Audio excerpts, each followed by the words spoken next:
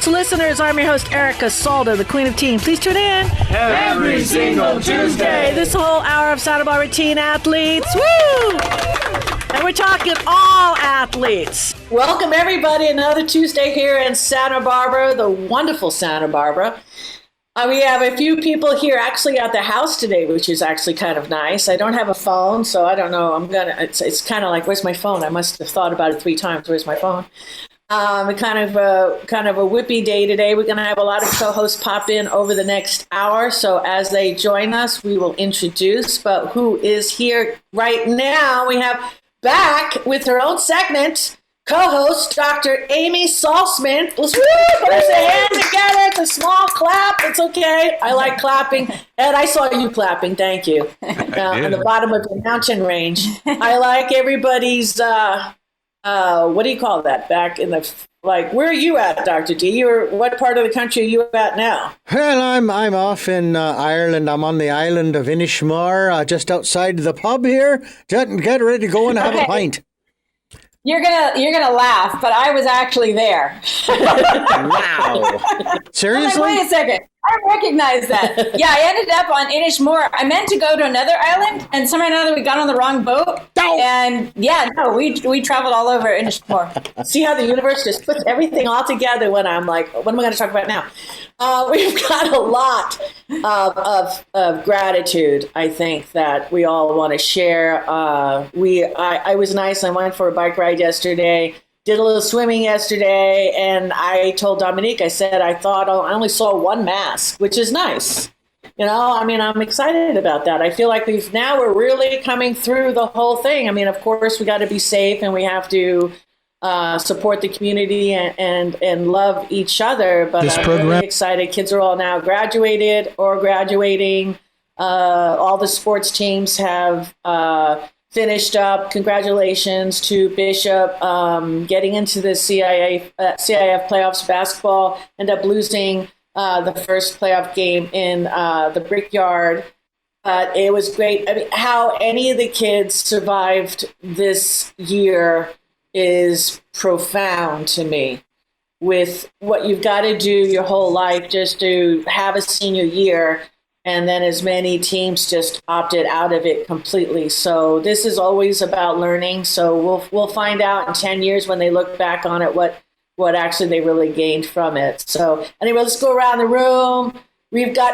Dominique will go with you first this week. Oh, thank you. Yes. I want to give a thank you out to Flo. She is a volunteer at Goleta Valley Hospital.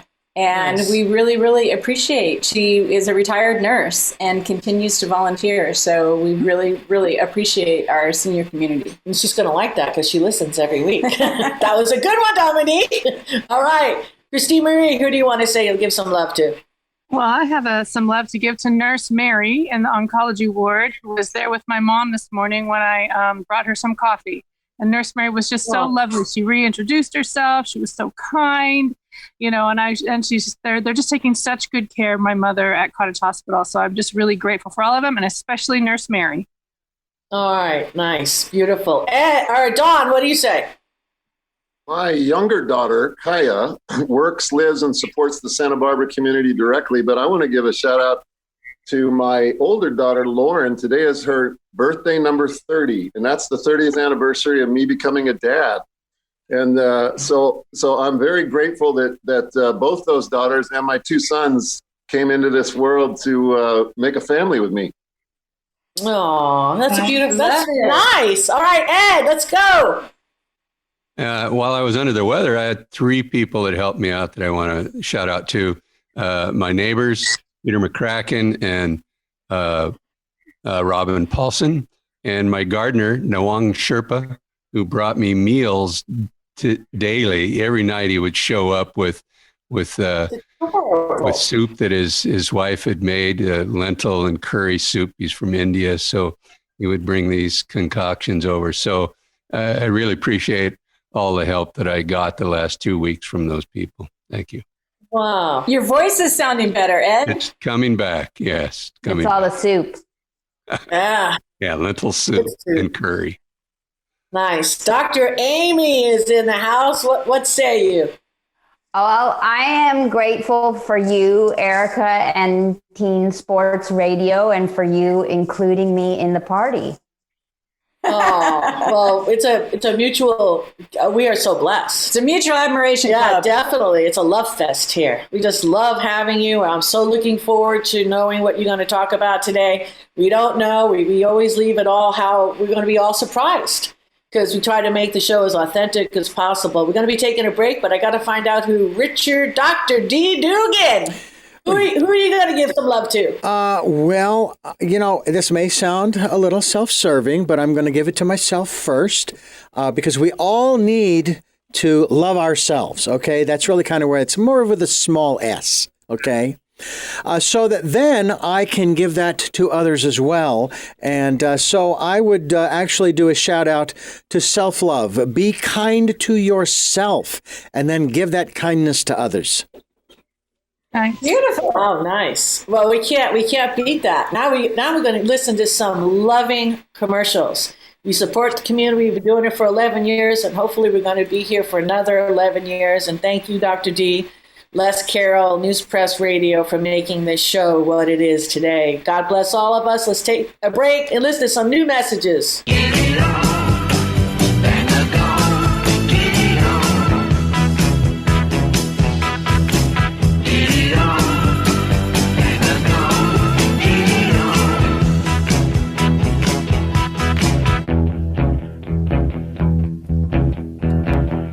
We are back, and this is Santa Barbara Teen Sports Radio Show. I am your host, Erica Salter, the Queen of Teen. Please tune in Every single Tuesday. 9 a.m. So, Dr. D, thank you for prompting my topic for today. And I want to talk a little bit about the difference between self-esteem and self-compassion or self-love. So that was beautiful lead in. Self-esteem usually has us thinking about better, worse, good, bad, right, wrong. And when we're on the top end, we feel pretty good, but we're actually a little nervous because we know that what goes up must come down. So self-compassion actually has 3 parts: mindful awareness, common humanity, and self-compassion or self-love. So mindful awareness means noticing when you're having a tough time. So I acknowledge that this is a tough moment. Common humanity means I recognize that all human beings, all athletes, all students, all parents, all business people have tough moments. And in this moment, I am going to find a way to give myself some compassion or some love. And it can help to have a phrase or a gesture. A lot of people like to put their hands on their heart, just say, I'm here for myself. I've got my back. We'll get through this. But it was a great topic for you to introduce. Nice. Beautiful. You want to say that? Yeah, I love it. I love it. I love it. And making the difference between self-esteem and self-love and talking about that roller coaster ride, that's huge. I don't hear people talking about that. Well, if Richard was on the show, he would say, look at the movies that are constantly being repeated in your brain that you're burying and you're putting and you're trying to process, because the way he maps the world, it's kind of, different. It's alternative, but it's then you're creating your reality. So the things that you most fear is just going to pop up because it's all about learning, and you need to get through those and say, oh, wait a minute, I get it. Yeah, and the one thing I would say about that, though, is that I think it's super important not to dramatize fear, and to when we're having a moment of fear, to be compassionate about that, because otherwise we get afraid of having the natural human experience of fear. So it's like, I'm having a moment where I'm feeling afraid, and I'm not going to judge myself for it or beat myself up for it. I'm going to offer myself compassion for it in this moment. That's so wonderful. It's brought me to I did pick a card and then picked a couple other cards, but there's a card called the 7 of Cups, which it talks about how we react and deal with uncomfortable emotions and uncomfortable fears. And it's really a card that's designed to help us recognize when we're having those feelings, when we're avoiding those feelings, and at that point in time to allow, oh, wow, I'm eating this cookie. Wow, I'm eating this whole box of cookies. Oh, hold on. I think I'm avoiding a feeling, right? And in that sense of that holding one's heart, I bring the Queen of Hearts, the Queen of Cups in here. She's the divine compassion, Kuan Yin, Mother Mary, Venus holding her own half shell, was this sense of really loving oneself and filling up our own cup from within.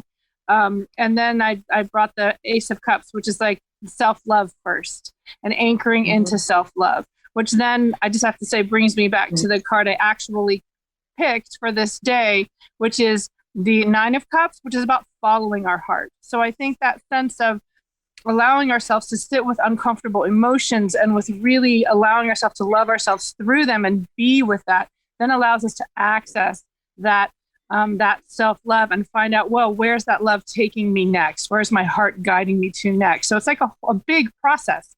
Might seem easy through those 4 cards, but we all know that it's not, Well, and I would say those skills can be practiced over time, and we can talk next time or whatever about how to actually practice those on a daily or weekly basis. I was just thinking. Go ahead, Christine. Oh, it might be nice if you did have something to give Dr. Susie. If you did have something to give for just a daily practice of that. For me, it's like sometimes looking at the cards and thinking and touching my heart, but maybe you do have something to offer. That would be lovely for today. Is that okay, Erica? Oh, go for it. Go for it. I just want to say, Dominique wanted to say something. Well, I frequently have used the phrase, fear is false evidence appearing real, because usually when I get afraid, my instincts are jumping in and becoming dramatic about, oh my God, something horrible is going to happen. And then when I relax a little bit and review what's going on, it turns out to be not quite so fearful, or maybe I get more information. So yeah. Yeah, I think this is a both and, because I think there's a way where also fear is a messenger and it's telling us that we need to take care of ourselves. And sometimes we're making up a story that's not true. And sometimes we're not honoring our own internal wisdom. And so it's really important to be discerning about which is which. Mm. That's one emotion. Then we could also maybe have a segment, because with teens, you just see that you see a lot of impulses between kids today, whether it's created out of jealousy, but they get angry with each other. And that whole conflict resolution thing needs to be addressed as well, because sometimes when somebody I feel approached in not an appropriate way in my personal life, Dominique has really taught me a really cute little trick, and my therapist as well. Sometimes you need therapy when you get made up. And that's just watching the other. It sounds weird, and I thought it was bizarre when I first heard it, but I tried it, and it really worked for me. And that is, you just imagine yourself washing that person's feet. I know it sounds nutso, but it really just, to me, it just poured it all out, because nobody really out there I don't want to be tied to it, I guess. The anger, I don't like that emotion. There's no reason for it, because especially if you position yourself. So I just say to them, I apologize, I love you. And you visualize washing their feet. And it's just an act of gentleness and humanity. Yeah, it works, because it doesn't help it doesn't help your health, doesn't help your wellness, doesn't help anything. And then, like you say, sometimes you sensationalize the whole thing, and your anger just all of a sudden, Dominique goes like, "You want another cup of coffee?" You know what I mean? What did I do? It just kind of bubbles over. Well, and I definitely have practices for being able to befriend our feelings, to offer kindness to our feelings so that we can have our feelings, be fully aware of what we're feeling without our feelings having us say or do something we regret. Exactly. Don, you want to close out the segment? I was just gonna add that I'll visualize massaging their feet. Unless they're all muddy, then I'll wash them. There you go. And you are a good foot guy, let me tell you. I will definitely give you the footsie. I have 15 minutes just on the feet, okay? And that's usually when I just go into a coma. I mean, he's got that foot down. It's really good. So let's do this. We've got Ed Langlow up next. If only I'd known. Enjoy the commercials. Well, now together we will stand, every boy, girl, woman, and a man.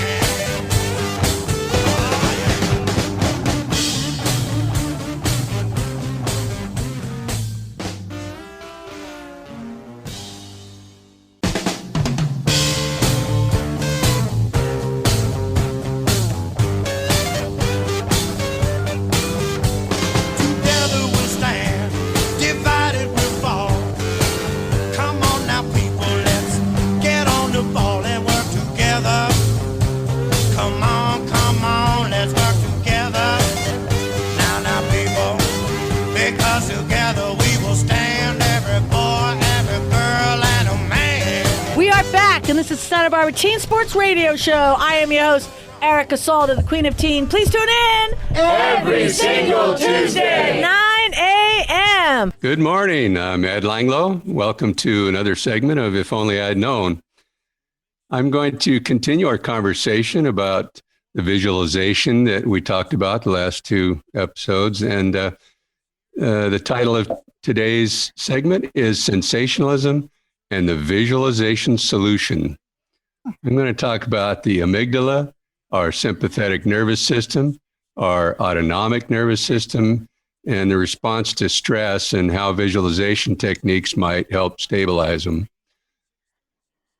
The somatic nervous system controls voluntary muscle movements. If you move your arm, you're using your somatic system. The autonomic nervous system controls digestion, heart rate, which happens automatically, and we have no control over it. Or do we? First, let's talk about our amygdala. They're part of the limbic system located at the base of the brain and mostly in charge of our emotional responses, fear, excitement, anger, sorrow. The sympathetic nervous system is activated by the amygdala. We sometimes refer to this as the fight or flee response. You could say that the amygdala hasn't fully evolved. It's still functioning like a troglodyte. When there was no movies, there was no television, everything was real. If a cave bear walked into your camp, it was real. Your fight or flee response was activated, your heart rate increased, your blood pressure went up, the blood left your digestive system for your arms and legs in preparation to either fight or run. Now, your amygdala can't always discern what's real and what isn't. Try watching a movie where, say, an old gentleman has to euthanize his aged friend, his dog. Your amygdala perceives the event as real and you get teary-eyed. If you used your frontal lobe for reasoning, you'd realize the dog didn't really die. The whole story is a script that some writer made up. The actors are people pretending to be someone they're not, doing things they haven't really done, and you're sitting there crying. We can vicariously experience fear, sorrow, sensational excitement, and we love the ride. Then we turn off the TV and go to bed unscathed. But let's say you're driving home thinking about the homework you may not have finished if you don't get home soon, and how mad your teacher might get, and the car in front of you is going too slow, and you start to stress. Your amygdala perceives the stress as an urgency, like a cave bear attack. Your heart rate rises, your blood pressure goes up, your breathing gets short and fast. Don't believe it? Try watching someone having a panic attack, breathing into a paper bag, trying to get their hyperventilation under control, all from stress. No life threat in sight. The media uses sensationalism to get our attention. Some people avoid mainstream television news, including me, because of the sensationalism. We just get mad, scared, or agitated, but it's our fault. We demand sensationalism. Don't believe that?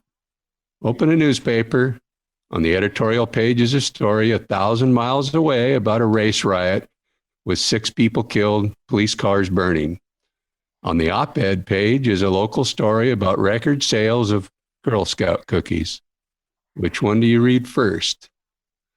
When the riots start, you're glued to the couch. Television news sorts through the facts, telling you the ones that get you riled up and leaving out the mundane ones, basically telling you half-truths. And you get your fix of sensationalism. Let's go back to the autonomic nervous system. It also controls the sympathetic nervous system, the fight or flee response that increases heart rate, raises blood pressure, and quickens the breathing rate. Meditation can help to limit this response.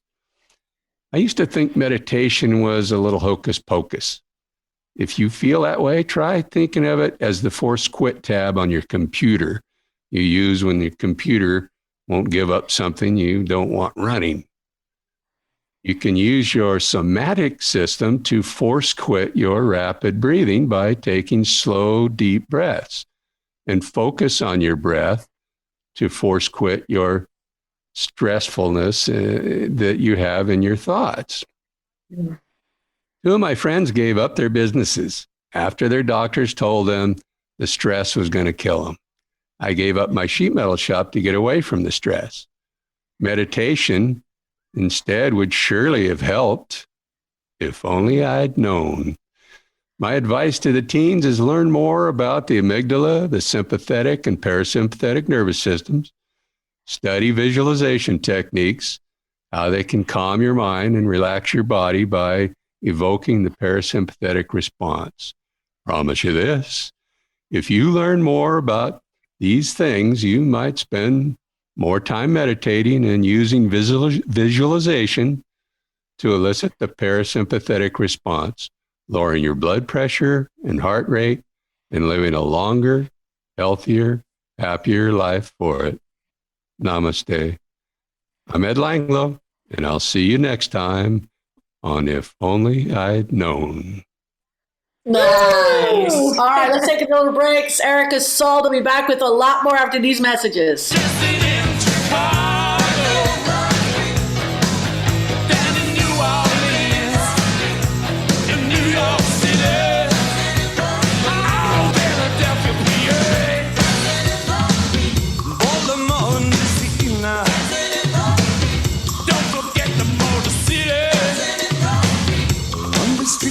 Brazil.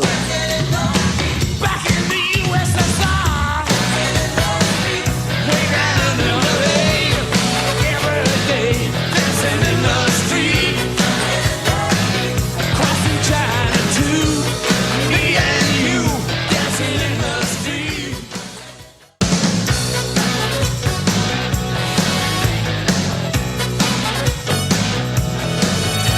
We are back, and this is Santa Barbara Teen Sports Radio Show. I am your host, Erica Salt, the Queen of Teen. Please tune in every single Tuesday, 9 a.m. Welcome back. This is Teen Sports Radio. I'm Dominique Hackett with Santa Barbara Wellness Center, and also I'm a Braille teacher as well. And I just wanted to add a comment. We've been talking about the fear response and using visualization and so forth.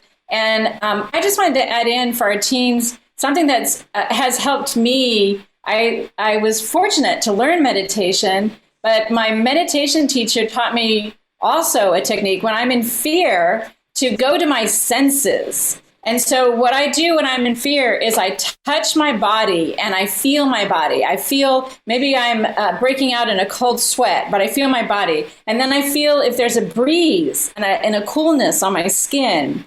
And then I go to my nose and I smell what I'm smelling and I taste what I'm tasting. And I look around and I do everything I can to use my senses, because by using my senses, I'm putting myself back in my body in the present moment. Because for me, when I hit a fear response, my mind starts making up stories. And I don't want to be in those stories. I want to be here and now. So what I try to tell people when I see someone having a stress response, I'll touch them and, touch their arm. And then I'll say, what are you feeling? What are you feeling in your body? She does do that. She does do that because she does do that. Come back to your senses. And I've also noticed, and maybe Dr. Amy, you can comment on this. We have animals. We have a dog and we have a cat. And I have noticed how when I'm in a fear response, the animals seem to gravitate towards me and want to be petted. And so then I'll just sit with my cat and I'll pet her. And she looks me in the eye and I'm like, wow. And the petting sensation makes me calm down my breathing and helps me come in the present moment. So I was just going to comment on your earlier thing about and connect it with what we were saying with Dr. D about the self-love. So one of the practices that we can do is to just rest our hand on our heart. So I invite all the listeners just to take a moment, rest your hand on your chest, and notice how your body responds to this touch. And usually people notice a softening, an opening, a sense of comfort. If you don't notice that, call me or email me. We can talk about it. But it is a simple way in these moments of distress of connecting to the now, connecting to our body, and offering ourselves self-love and self-compassion. So it can be a really simple, gentle gesture, the same way that you, Dominique, do it for Erica. If we don't have a dear friend around to do it for ourselves, then we can do it for ourselves. Nice. Christine, I know you have something to throw on top of that. And Richard Ellsworth is in the house. Yay! We're looking forward to his segment next.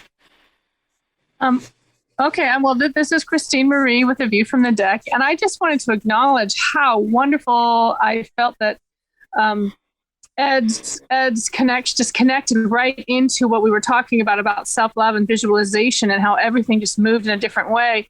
I mean, how it all just integrated so well, because I don't know if people know this, but we don't script these. Everything just comes together, and it was so beautiful how it was so quintessentially perfect what Ed brought. The touch with Dr. D and Dr. Amy and the tarot cards. And I wanted to say too that what I like to do when I'm feeling stressed or feeling out of it is I like to feel my feet and my hands, feel my feet on the ground. What are my hands doing? And then it is nice. I love that, putting my hand on my heart.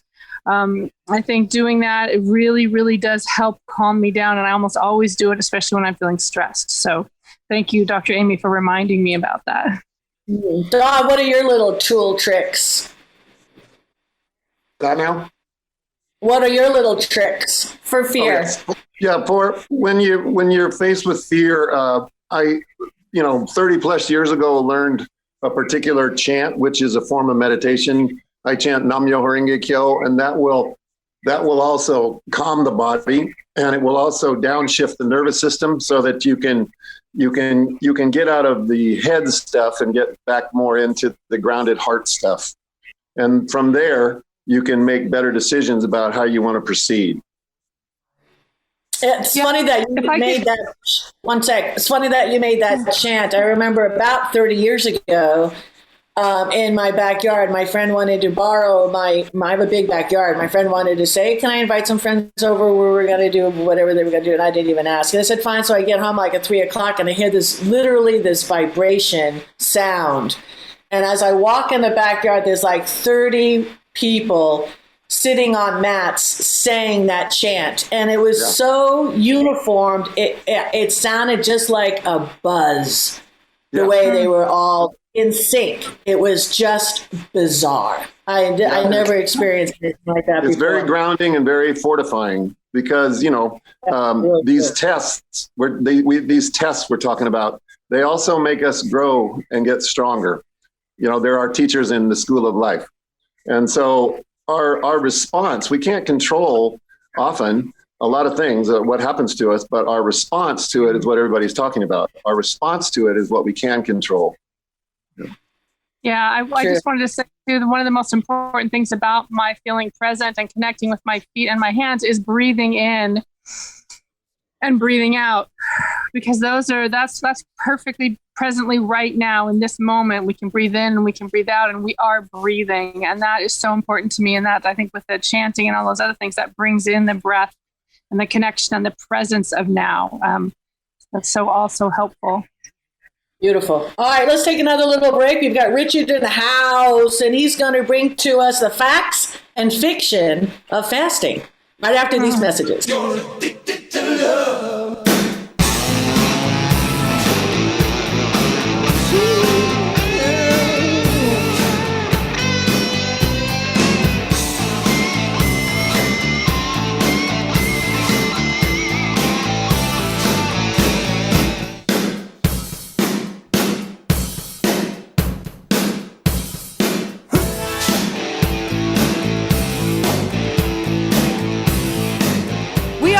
And this is Santa Barbara Teen Sports Radio Show. I am your host, Erica Salda, the Queen of Teen. Please tune in every single Tuesday, 9 a.m. This is Richard Ellsworth with Mountain Sage Healing Arts and the Braille Institute. Wow, well, I jumped in at a really cool time with everybody talking about self-care and mindfulness, and very coincidental as I'm actually teaching a workshop at the Braille Institute on that this afternoon, and I needed some ideas and some thoughts to warm myself up. So really, really grateful to hear all these things and see everything tie in so perfectly. So today I'm going to talk about the facts and fictions behind fasting, the 3 F's, facts, fictions, fasting. Fasting is one of those things that a lot of people try to do primarily, I think, to lose weight. I mean, I'm not everybody, but when I hear people talk about fasting, they're usually talking about trying to lose weight. And very often it can be effective, because when you're in a fasting state, your body will turn towards fat for a source of energy, but only if you're restricting your carbohydrates. So then your body is using that fat, using the energy it derives from fat for carbohydrates, and then you end up burning that, and that's a state called ketosis. That is probably the only time where fasting is beneficial for losing weight, is when you're in a ketogenic state. Otherwise, fasting is hugely beneficial for a number of other things. Currently, the recommendation from studies for people going in for cancer treatment and being bombarded with radiation is that you fast beforehand, because when you're in a fasting state, your cells will build up a protective barrier around themselves. And that barrier is that lipid wall. So it's like you can picture it as like a cell having a pillow around it. So then all of a sudden, all this radiation that's being thrown at those cells will not get absorbed by those cells, because it has that much thicker of a barrier to work through. So that is currently what the studies are showing in regard to cancer treatment. Now, fasting is also really helpful for certain emotional states. Fasting can be a really nice thing to do when you're in a state of extreme anxiety or depression. Now, you have to be very careful, because fasting can also cause the exact opposite reaction in some people. So this is where it's always about knowing your body. But when your body has to put in a lot of energy to digest and break down food, that can actually create a stressful reaction, and especially if your body is reacting to something in the food. There are so many foods that we eat on a regular basis that our bodies actually don't like, even if it's just in a minute amount that we're reacting. That can cause an emotional effect. So when is fasting bad? So fasting is bad if you're as twig skinny as I am. That's a joke. I actually kind of am. But you don't necessarily always want to be in a fasting state, because you really, really, really need to be giving your body the resources that it needs to not only carry through the day, but it needs to have that extra energy to heal itself. Because there are so many things that we're doing and receiving from our environment, from the foods that we eat, that's having an injuring effect on our bodies. And we really, really need to pay attention to that and give ourselves the energy so that our body can heal. And most people eat just enough food to have the energy to get through the day, and that's not enough. But I'm not talking about going out and eating 10 bags of Doritos. I'm talking about eating vast quantities of healthy food. Food that's going to be high in fiber. So your cruciferous vegetables. I've been getting really into quinoa, because it's a really clean source of carbohydrates. But again, restricting carbohydrates for a certain window each day can be very helpful if you're trying to lose weight. But again, it's that window that you're fasting in. It's not fasting all day or fasting for multiple days at a time. And even better when you're fasting, because your body does need nutrients. If you're going to fast for longer than, I don't know, say an 8 to 12 hour window, what you can do is do a juice fast. And doing a juice fast, you're just eating fruit and vegetable juices, drinking fruit and vegetable juices through that window. And you may have 3 or 4 of those throughout the day, 3 or 4 8-ounce portions of those throughout the day. And of course, when you're in a fasting state or not a fasting state, drinking water to help everything move through your system is absolutely critical. Nice. I have a question. Yeah. I have a friend that has lost a tremendous amount of weight. So then the first thing in my mind, I'm like, did you have the surgery? Because you can't help it, right? But she swears she did not have the surgery. But what she did do is her block of food, I'm talking about, she dropped like 80 pounds in like 5 months. Mm-hmm. I mean, it was so fast. So, but what she did, and she swears by it, and I said, pinky swear and everything, and she says, all right, okay, I believe you now, is her food, her window of eating is 11 to 3. That's it. So if she's going to eat, and she watches it, but it's 11 to 3, and anything else is green tea. So I'm thinking, well, maybe if you were an evening nusha and you were like eating from 6, 7, 8, and then go to bed, so moving, the food around, that would be a good fact, right? I mean, if you're not as mobile as you once were and you're a little older, over 50 or whatever. So I wanted to get some input on that. What do you think? I mean, I know this is good for teens too. We hear it all the time. Girls especially, they don't want to eat. They go into a party, they're doing whatever they should be doing. And then that's not healthy. I mean, that could cause, major issues. But so Richard and then Dr. Amy. So what do you say to that, Richard? So having a small window that you're eating in can be healthy, but 90 to 95% of the time it's not. And the reason is because in that small window, you have to be getting all the nutrients your body needs throughout the course of a day. I don't know many people that can do that, but if you can, then more power to you. That's perfectly acceptable. But you would also have to keep on that pattern every day because of circadian rhythm, which means that within that window, your body has to get used to producing the right enzymes and acids to digest that food at that specific time. But drinking matcha obviously is something that green tea, matcha is a concentrated form of that. Drinking that for a specific amount of time, it can be absolutely amazing. You're constantly putting in antioxidants. But this is teen sports radio, so a lot of people that are listening, I'm sure, are athletes. And athletes should very rarely be drinking green tea because you actually need your body to produce those free radicals because it's strengthening your body and your cells. And the antioxidants in green tea will actually kill off those free radicals. So if you're going to be drinking green tea, you want to do it very far away from when you're going to actually be exercising. Very helpful. You did not know that. Dr. Amy.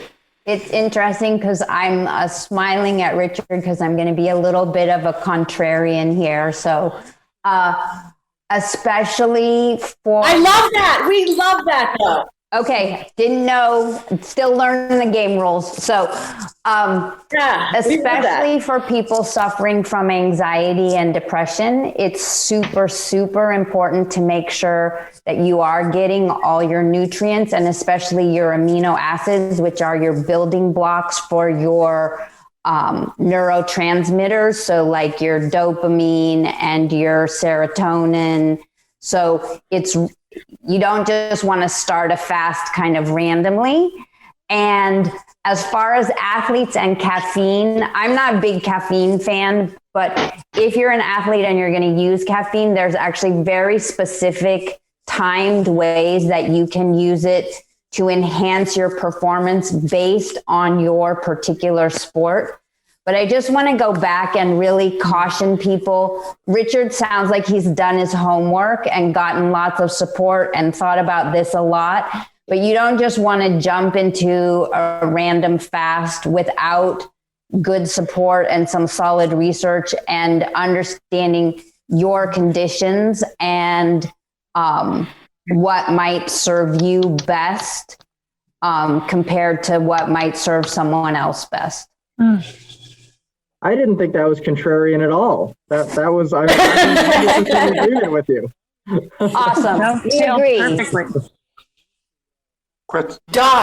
Question for Richard.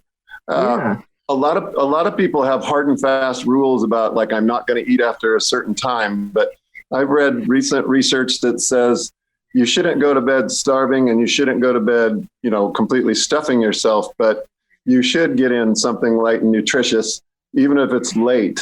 Can you speak to that? I would agree, but I also believe that you need a good 1 to 2 hours after eating before you try and fall asleep. And that's not only for people with digestive issues, which I think most of us have, even a mild case of acid reflux, even if you are a teenager. But I just think that window is really, really important for food to start being digested before you fall asleep. But I think it is important to you don't want to be starving before bed, because you want your body to have the energy to go through its detox processes that it goes through when we're asleep. But at the same time, the opposite end of that, if you're going to bed really, really full, your body is donating all of its energy to digesting the food and not enough to its detox processes. Christine. I have a question too. I know that there's a kind of a buzzword, and I think it's included in here, but intermittent fasting is what people have been talking about a lot recently. And I think that might be what your friend did for that 4 hours and then fasted the rest of the day. But what say you, Richard, about intermittent fasting? If you're going to fast, intermittent fasting is the way to do it. You really do not want to go extended periods of time depriving your body of nutrients. There are cases where that might be the case, or where you might want to go extended periods of time, but they're very, very rare. And in teenagers, almost non-existent. And if you're going to be doing any type of fasting, intermittent fasting, 100% the way to go. But you have to be very careful to keep that window of time where you're eating and when you're fasting. You need to keep those very, very consistent. That's absolutely I the sport of wrestling is the sport that comes to my mind. Mm-hmm. Having friends, a lot of the male friends that I had were basketball and wrestlers. And when they had to drop weight, add weight, and watching them run around the parking lot in all their like sweatsuits and everything like that. You can't even imagine what that could do to a teen athlete. And I know it's a great sport, and I love that. And I was always on the mat, rooting for my friends. But Dr. Amy, what do you think that does to a teen? It's not even really talked about, because I don't think it's healthy. So what do you say? Well, it's interesting because, I was a gymnast and my husband was a national caliber wrestler before I met him. And I think it really depends on how the athlete and the coach communicate. So for example, my husband went to college recruited to wrestle at a specific weight class. And then he grew several inches over the summer. And in his high school, they were allowed to wrestle off to earn the spot. And so he wanted to wrestle off against the guy above him. But, the best things for those wrestlers is to wrestle at your natural weight, lean weight, but your natural weight, and to be able to address issues like growth or injury or whatever with your coach, so that you're not being undernourished or preventing healing from an injury. And so those things need to be worked out with a coach. Nice. Beautiful. Dr. Amy, what's your contact information? We're coming up to the end of the show. I want everybody to know. Easiest place to find me is stillquietplace.com. All run together. Stillquietplace.com. Nice. Richard, how do we get a hold of you? You can email me at mountainsagehealingarts@gmail.com. Nice. And we could always get Christine Marie at Paradise Found, and now in the house. Last but not least, Anthony Rodriguez, close out the show. You got a couple of minutes. What's going on at the food bank? Well, food bank did really well during their event that they had last Saturday, it just went really well. We were trying to get people to donate some food, including some softly or gently used pots, pans, and stuff like that for people that, that they don't have that. And it's a lot of people that are unfortunately, don't have a home. So we were trying our best to figure out a way to help them be able to cook for themselves, because it's just right now it's just completely difficult. So Food Bank is doing the best that we can do. Also, I just wanted to say thank you so much to all our wonderful donors, Christine Marie, Richard, Don Sanders, SB Wellness Center. We're blessed to have you guys because the bingo is going really good. Second card, so that's it. Great. Well, Anthony, we love you. We appreciate everything you've done at the Food Bank and all the safety and awareness tips you've been giving Teen Sports Radio forever. That's the end of our show today, folks. God bless everybody. Smile. No masks. Lots of smiles. See you next week.